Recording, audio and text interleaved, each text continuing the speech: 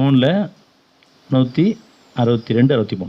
அல்லாவின் விருப்பத்தை பின்பற்றி நடப்போர் அல்லாவின் கோபத்தை தன் மீது வரவழைத்துக் கொண்டோர் போல் ஆவாரா, அவனது இருப்பிடம் நரகமே ஆகும், அது தங்குமிடமெல்லாம் மிகவும் கெட்டதாகும். என்னுடைய விருப்பம் எதுவாக இருக்கும், நம்ம எந்த அமைப்பில் படைச்சோனோ அந்த அமைப்பில் வாழணும் விருப்பப்படுறான், குணங்களில் மேன்மேலும் விருப்பப்படுறான், அவனை சார்ந்து வாழணும் விருப்பப்படுறான், அவனை நினைவோட வாழணும் விருப்பப்படுறான், அவன்கிட்ட ஒப்படைக்கணும் விருப்பப்படுவான், சமாதத்தை விரும்புறதுக்கு விருப்பப்படுவான், சண்டை செய்யக்கூடாது, நன்மைகளை வாழணும் விருப்பப்படுவான், தான் படைப்பு நரகத்துக்கு போயிடக்கூட விருப்பப்படுவான்.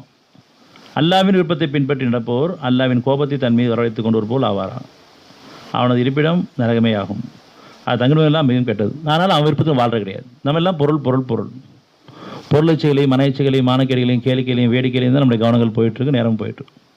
அது தவறு உணர்ந்து ஒத்துக்கிட்டு ஒப்படைச்சு மீள விரும்பினா கூட அவனுடைய விருப்பத்துக்கு நம்ம உள்ளாயிரும். ஏன்னா தவறு இருக்க தான் செய்யுது. அப்படி யார் உணர்ந்து ஒத்துக்கிட்டு ஒப்படைக்கிறாங்களோ, யாரும் சுத்தமானவங்க கிடையாது, எல்லாத்தையும் உணர்ந்து ஒத்துக்கிட்டு ஒப்படைக்கிறாங்களோ அவங்களுக்கு அல்லாவிடத்தில் அவர்களுக்கு பலன்கள் உள்ளன. அடுத்து 163. அல்லாவிடத்தில் அவர்களுக்கு பலன்கள் உள்ளன. இன்னும் அல்லாஹ் அவர்கள் செய்பவை அனைத்தையும் பார்ப்பவனாக இருக்கின்றான். எந்த அளவுக்கு நம்ம தூய்மையை விரும்புகிறோம், மனசில் கூடிய கேடுகளை உணர்ந்து ஒத்துக்கிட்டு ஒப்படைக்கிறோம், மீள விரும்புகிறோம், மற்றவருடைய குறைக்காக நிறைவேற்றுறோம், அவங்க மேலே இறக்கப்படுறோம், அவங்கள்ட்டையும் சமாதத்தை விரும்புகிறோம், இதெல்லாம் அவங்க கவனிக்கிறாங்க. குணங்களில் யார் உயர்ந்து வராங்க, யார் சமாதத்தை விரும்புகிறாங்க, இதெல்லாம் எப்போ நடக்குன்னு சொன்னால் இறைவனை ஒருவனை ஏற்றுக்கிட்டவங்க மட்டும்தான்.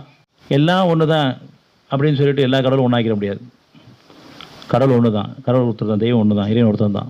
அந்த அடிப்படையே மாறி போச்சுன்னு சொன்னால் நம்ம பெரும் கஷ்டத்துக்குள்ளாயிரும், நஷ்டவாளி ஆயிரும். இறைவன் ஒருத்தன் இருக்கான்னு சொல்லிட்டு வந்துட்டு மறுபடியும் எல்லாம் ஒன்று தான் சொன்னான், எம்மதம் சம்மதம் சொன்னான், அந்த மாதிரி நம்ம மாறி போனோம்னு சொன்னால் ஒரு நயவஞ்சகமான கூட்டம் நம்ம ஆயிடுவோம், நிராயப்பாளரும் ஆயிடுவோம், நம்ம அறியாமையே செய்தான் வழி எடுத்து கொண்டு போயிடுவோம். அதனால் நமக்கு இதுதான் பாதை நேர்வழி. ஏன்னு சொன்னால் ஒவ்வொருத்தருக்கும் இறை அத்தாட்சி கொடுக்கப்பட்டவங்க இது தவறி போயிடக்கூடாது, இந்த பாதையை விட்டு தவறி போயிடக்கூடாது.